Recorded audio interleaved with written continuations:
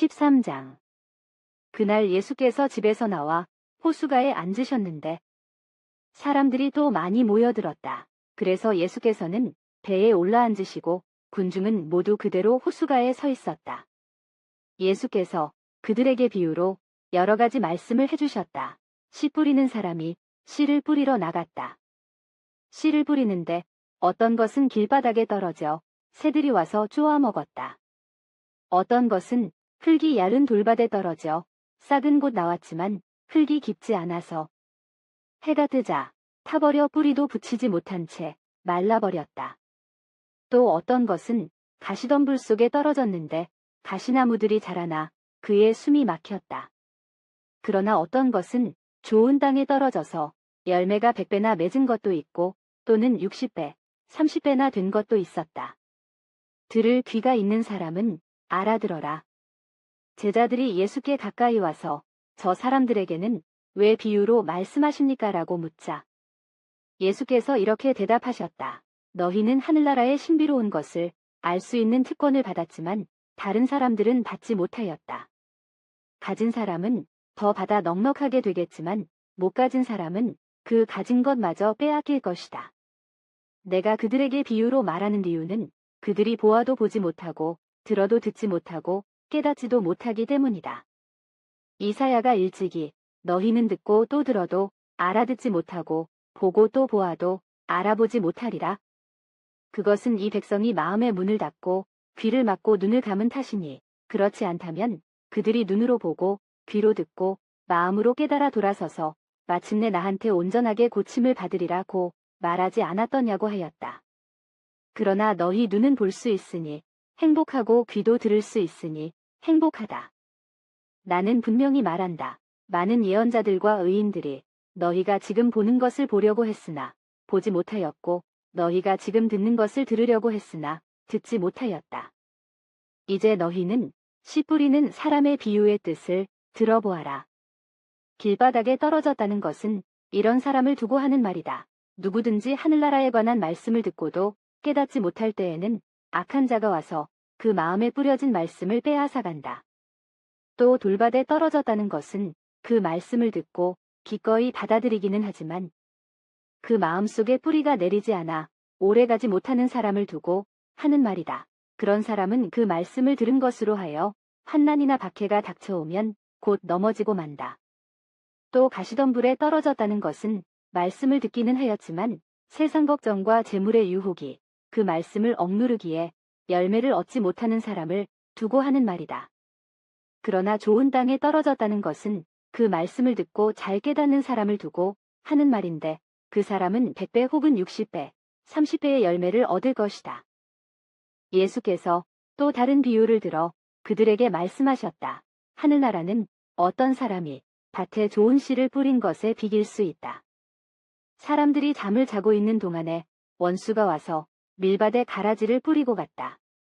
밀이 자라서 이삭이 패였을 때 가라지도 보였다.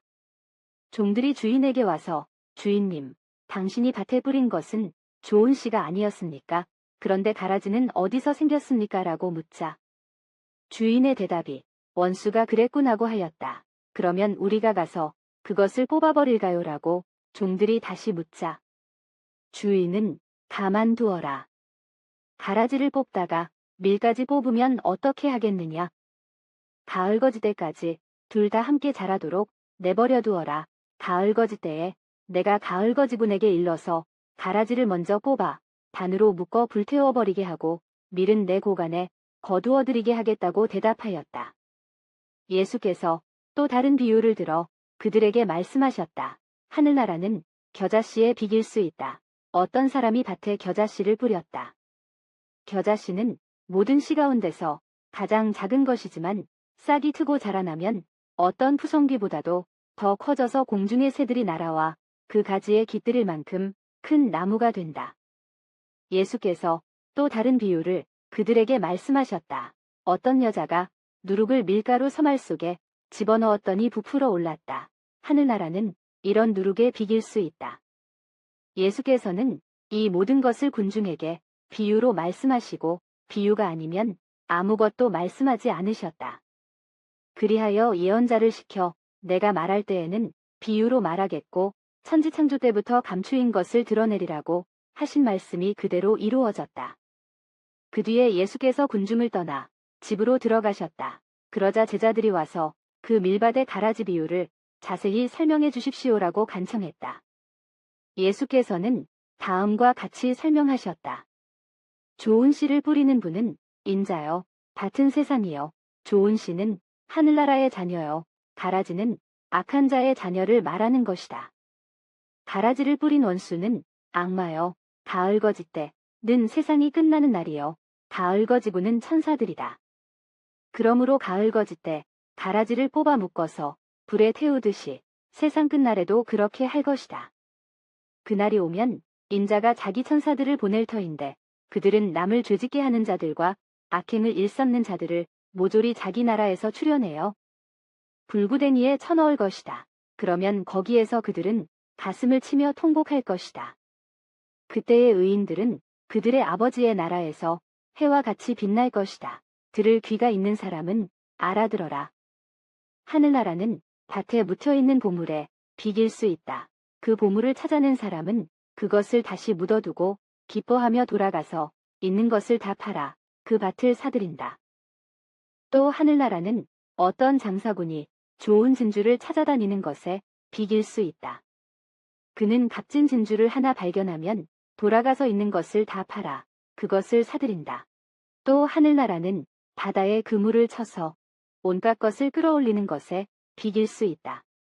어부들은 그물이 가득 차면 해변에 끌어올려 놓고 앉아서 좋은 것은 추려 그릇에 담고 나쁜 것은 내버린다. 세상 끝날에도 이와 같을 것이다. 천사들이 나타나 선한 사람들과 악한 자들을 가려내어 악한 사람들은 불구덩이에 쳐넣을 것이다. 그러면 그들은 거기서 가슴을 치며 통곡할 것이다. 예수께서 말씀을 마치시고 지금 한 말을 다 알아듣겠느냐고 물으셨다. 제자들은 예 하고 대답하였다. 예수께서는 이렇게 말씀을 맺으셨다. 그러므로 하늘나라의 교육을 받은 율법학자는 마치 자기 고간에서 새 것과 낡은 것을 꺼내는 집주인과 같다.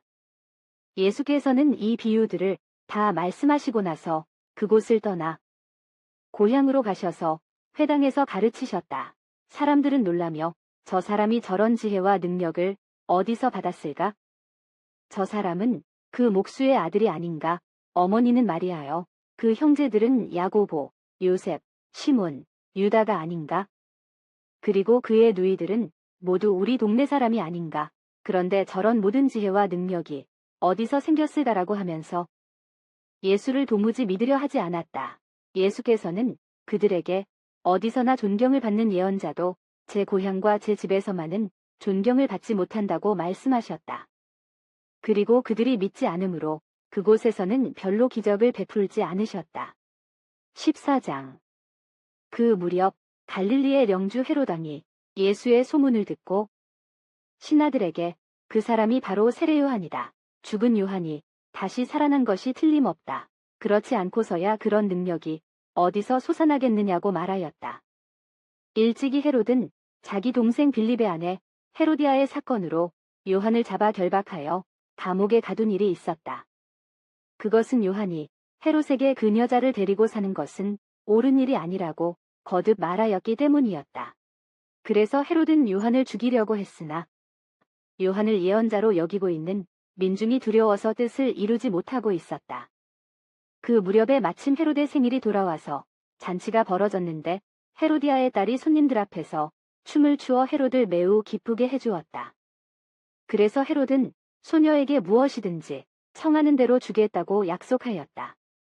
그러자 소녀는 제 어미가 시키는 대로 세례 요한의 머리를 잘라 쟁반에 담아서 가져다 주십시오라고 청하였다.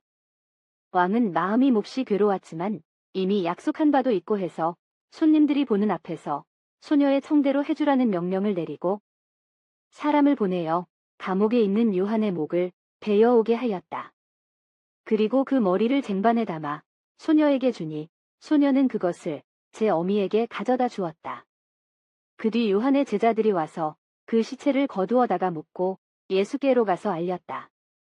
예수께서 이 말을 들으시고 거기를 떠나 배를 타고 혼자 한적한 곳으로 가셨다. 그러나 여러 동네에서 사람들이 이 소문을 듣고 육로로 따라왔다. 예수께서 배에서 내려 거기 모여든 많은 군중을 보시자 측은히 여겨 그들이 데리고 온 병자들을 고쳐주셨다. 저녁 때가 되자 제자들이 예수께로 와서 여기는 외딴 곳이고 날도 이미 저물었습니다. 그러니 군중들을 해쳐 제각기 음식을 사 먹도록 마을로 보내시는 것이 좋겠습니다라고 말하였다. 그러나 예수께서는 그들을 보낼 것 없이 너희가 먹을 것을 주어라고 이르셨다. 제자들이 우리에게 지금 있는 것이라고는 빵 5개와 물고기 2마리뿐입니다라고 말하자 예수께서는 그것을 이리로 가져오너라 하시고는 군중을 푸르에 앉게 하셨다. 그리고 빵 5개와 물고기 2마리를 손에 들고 하늘을 우러러 감사의 기도를 드리신 다음 빵을 떼어 제자들에게 주셨다. 제자들은 그것을 사람들에게 나누어 주었다. 사람들은 모두 배불리 먹었다. 그리고도 남은 부스레기를 주워 모으니 12광주리에 가득 찼다. 먹은 사람은 여자와 어린이들 외에 남자만도 5,000명가량 되었다. 예수께서 곧 제자들을 재촉하여 배를 태워 건너편으로 먼저 가게 하시고 그동안 군중을 돌려보내셨다. 군중을 보내신 뒤에 조용히 기도하시려고 산으로 올라가셔서 날이 이미 저물었는데도 혼자 계셨다. 그동안의 배는 육지에서 멀리 떨어져 있었는데 바람이 거슬려 불었기 때문에 풍랑에 시달리고 있었다. 새벽 4시쯤 되어 예수께서 무루를 걸어서 제자들에게 오셨다. 예수께서 무루를 걸어오시는 것을 본 제자들은 겁에 질려 엉겁결에 유령이다 하며 소리질렀다. 예수께서 제자들을 향하여 나다. 안심하라. 겁낼 것 없다고 말씀하셨다. 베드로가 예수께 주님이십니까? 그러시다면 저더러 무루로 걸어오라고 하십시오라고 소리쳤다. 예수께서 오너라 하시자 베드로가 배에서 내려 무루를 걸어 그에게로 걸어갔다.